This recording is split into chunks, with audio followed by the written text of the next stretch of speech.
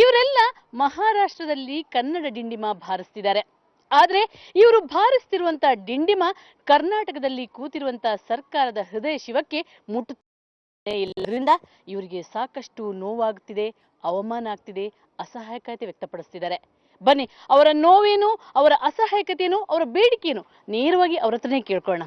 Sir, ಸಾಕಷ್ಟು ವರ್ಷಗಳಿಂದ ಹೋರಾಟ ಮಾಡ್ತಿದ್ರಿ ಕನ್ನಡಕ್ಕಾಗಿ, ನಿಮ್ಗೆ ಏನು ಅವಮಾನ ಆಗ್ತದೆ? ಏನು ಅವ್ರು ಏನೋ ಒಂದು ಮದ್ದತಿಲ್ಲ, ಯಾವುದೋ ಏನೋ ಒಂದು ನೌಕರಿ ಒಳಗೆ ಇದು ಇಲ್ಲ, ಮತ್ತು ಶಿಕ್ಷಣ ಒಳಗೆ ಫೀಸ್ ಏನು ಸವಲತ್ತಿಲ್ಲ. ನಿಮ್ಗೆ ಈ ಮಹಾರಾಷ್ಟ್ರ ಮತ್ತು ಕರ್ನಾಟಕದ ಪಾಲಿಸಿಯಲ್ಲಿ ಏನು ತೊಂದರೆ ಕಾಣ್ತಾ ಇದೆ? ಮೇಡಮ್, ಬೇಸಿಕಲಿ ಹೇಳಬೇಕಾದ್ರೆ ನಾವು ಇಲ್ಲಿ ಟೆರಿಟರಿ ಸೆಕ್ಟರ್ ಮಹಾರಾಷ್ಟ್ರನಲ್ಲಿ ರಿಸೈಡ್ ಆಗಿದ್ದೀವಿ. ನಾವು ಮಹಾರಾಷ್ಟ್ರನಲ್ಲಿ ಈಗಾಗಲೇ ಒಂದು ಲೀಗಲ್ ಆಗಿ ಮಹಾರಾಷ್ಟ್ರನಲ್ಲಿ ಇದ್ದೀವಿ. ನಮಗೊಂದು ಅನ್ಯಾಯ, ಒಂದು ದೌರ್ಜನ್ಯಕ್ಕೆ ಒಂದು ಒಂದು ದೊಡ್ಡ ಅವಮಾನ ಅನ್ನಿಸ್ತಾ ಇದೆ. ಯಾಕಂದರೆ ಪ್ರತಿಯೊಂದು ಯಾವುದೋ ಒಂದು ಫೇಸ್ನಲ್ಲಿ ಹೋದರೂ ಬಯಾಸ್ ಟ್ರೀಟ್ಮೆಂಟ್ಸ್ ಇರ್ತಾ ಇದೆ ನಮ್ಗೆ. ಒಂದು ಕನ್ನಡಿಗರತ್ತಾಗಲಿ ಅಥವಾ ಒಂದು ಗಡಿನಾಡ ಅಂತಾಗಲಿ ಅಥವಾ ಒಂದು ಕಮ್ಯುನಲ್ ಆಗಿ ನಾವು ಕರ್ನಾಟಕದವರು ಮತ್ತು ಮೊದಲಿಂದಲೂ ಕನ್ನಡಿಗರಂತ ಹೇಳಿ ನಮ್ಗೆ ಒಂದು ಇಲ್ಲಿನೂ ಪ್ರಯಾರಿಟಿ ಇಲ್ಲ. ಆದರೆ ನಾವು ಕರ್ನಾಟಕ ಗೌರ್ಮೆಂಟಿಗೆ ಸಾಕಷ್ಟು ಮನವಿ ಸಲ್ಲಿಸಿದ್ದೀವಿ. ನಮ್ಮದು ಗಡಿ ಅಭಿವೃದ್ಧಿ ಪ್ರಾಧಿಕಾರದಲ್ಲಿ ನಮ್ಮ ಗಡಿ ಭಾಗದಲ್ಲಿ ಒಂದು ಪ್ರತಿನಿಧಿಯನ್ನು ನೇಮಕ ಮಾಡಿರಿ. ನಮ್ಮ ದುಃಖ, ದೌರ್ಜನ್ಯ, ಕಷ್ಟಗಳನ್ನು ನಿಮ್ಮ ಜೊತೆ ಹೇಳ್ಕೊಳಕ್ಕೆ ನಿಮ್ಮ ಮುಖ ಆದರೂ ನೋಡ್ಲಿಕ್ಕೆ ಆಗ್ತದೆ ಅಂತ ಹೇಳಿ ನಾವು ಒಂದು ಮಾಗಣಿ. ಸೊ ನಿಮ್ಗೆ ಯಾವ ರೀತಿ ಬೇಡಿಕೆ, ಏನು ಆಗ್ಬೇಕು ಈಗ ಕರ್ನಾಟಕ ಸರ್ಕಾರ? ಅಂದರೆ ಮೇಡಮ್, ನಮ್ಮಲ್ಲಿ ಇಷ್ಟು ವರ್ಷದಿಂದ ನೋಡಿದಾಗ ಸಾಕಾಗಷ್ಟು ಜನರು ನಮ್ಮಲ್ಲಿ ಪ್ರತಿಭಾವಂತ ವಿದ್ಯಾರ್ಥಿಗಳಿಗೆ ಈಗಾಗಲೇ ಹೊರಗೆ ಬಿದ್ದಿದ್ದಾರೆ.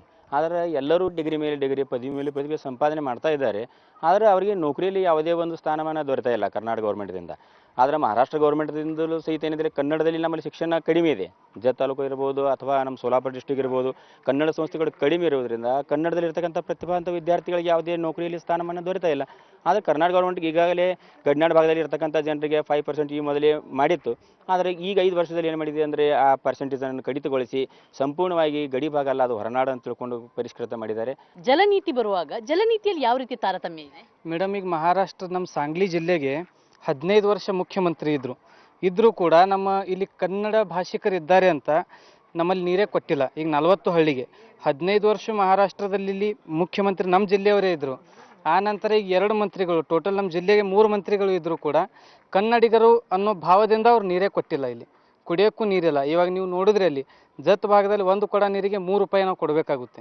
ಈಗ ಈ ತಾರತಮ್ಯದ ಮಧ್ಯೆ ನೀವು ಬದುಕ್ತಾ ಇದ್ದೀರಾ, ಆದ್ರೂ ಒಂದು ಸ್ವಾಭಿಮಾನಿಗಳಾಗಿ ಬದುಕ್ತಿದ್ದೀರಾ. ನಿಮ್ಗೆ ನೀವು ಏನು ಹೇಳ್ತಿದ್ರಿ? ಈಗ ನೋಡ್ರಿ, ಇದು ಗಡಿನಾಡು ಭಾಗ ಅಂದ್ರೆ ಕನ್ನಡಿಗರ ಗಂಡು ಮೆಟ್ಟಿನ ನಾಡು ಅಂತ ಹೇಳಬೇಕು. ಇದು ಕರ್ನಾಟಕದವರು ನಿಜವಾಗಿ ಕನ್ನಡಿಗರಲ್ಲ ಅಂತೀನಿ.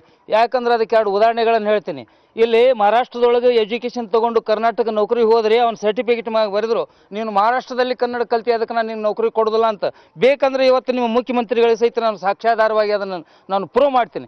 2ನೇದ್ದು, ನಮ್ಮ ಶಾಲೆಯಲ್ಲಿ ವಿದ್ಯಾರ್ಥಿ ಈ ಕನ್ನಡ ಭಾಗದೊಳಗೆ ಗಡಿ ಭಾಗದೊಳಗೆ ಕಲ್ತಂಥ ವಿದ್ಯಾರ್ಥಿಗಳು ನಿಮ್ಮ ಕರ್ನಾಟಕದ ರತ್ನ ಪರೀಕ್ಷೆಯೊಳಗೆ ಸ್ಟೇಟಕ್ಕೆ 3 ನಂಬರ್ 2 ನಂಬರ್ ಬರ್ತಾರೆ.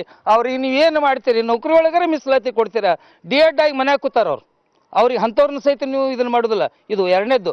ಇಂಥದ್ದೇ ಇಲ್ಲಿ ಎಷ್ಟೋ ಜನ ಗಡಿನಾಡದೊಳಗೆ ನಿಮ್ಮ ಈಗ ರಾಧಾನಾಟ ಅಂತ ಅಂತೀರಿ ನೀವು, ನಮ್ಮಲ್ಲಿ ಅಶಿಕ್ಷಿತರು ಬರೆದಂಥ ಅದು ಸಾಹಿತ್ಯ ಕಲಬುರಗಿ ಅಂತವ್ರು ತೊಗೊಂಡು ಹೋಗಿಸಿಂದ ಅದನ್ನು ಉಪಯೋಗ ಮಾಡ್ಕೊತಾರೆ, ಅದನ್ನು ಯೂನಿವರ್ಸಿಟಿ ಒಳಗೆ ಪಬ್ಲಿಷ್ ಮಾಡ್ತಾರೆ. ಆದ್ರೆ ನಮ್ಮ ಗಡಿನಾಡ ಕನ್ನಡಿಗರ ಹೆಸರು ಅದರೊಳಗೆ ಬರುವುದಿಲ್ಲ.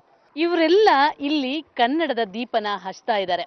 ಆದ್ರೆ ಇವರು ಹಚ್ತಿರುವ ದೀಪ ಇನ್ನು ಕೆಲವೇ ದಿನಗಳಲ್ಲಿ ನಂದಿ ಹೋಗುವಂತ ಆತಂಕ ಇದೆ. ಯಾಕಂದ್ರೆ ಇವರು ಹಚ್ಚಿದ ದೀಪಕ್ಕೆ ಕರ್ನಾಟಕ ಸರ್ಕಾರದ ಪ್ರೋತ್ಸಾಹ ಅನ್ನುವಂಥ ಎಣ್ಣೆ ಬೇಕಾಗಿದೆ. ಒಂದು ವೇಳೆ ಆ ಎಣ್ಣೆ ಬಿದ್ದಿಲ್ಲ ಅಂದ್ರೆ ಖಂಡಿತವಾಗಿಯೂ ಈ ಗಡಿ ಭಾಗದಲ್ಲಿ ಹಚ್ಚಿರುವಂತ ದೀಪಗಳು ನಂದಿ ಹೋಗೋದ್ರಲ್ಲಿ ಸಂಶಯವೇ ಇಲ್ಲ. ಕ್ಷಣ ಕ್ಷಣದ ಸುದ್ದಿಗಾಗಿ ನೋಡ್ತಾ ಇರಿ ಸುವರ್ಣ ನ್ಯೂಸ್ 24/7.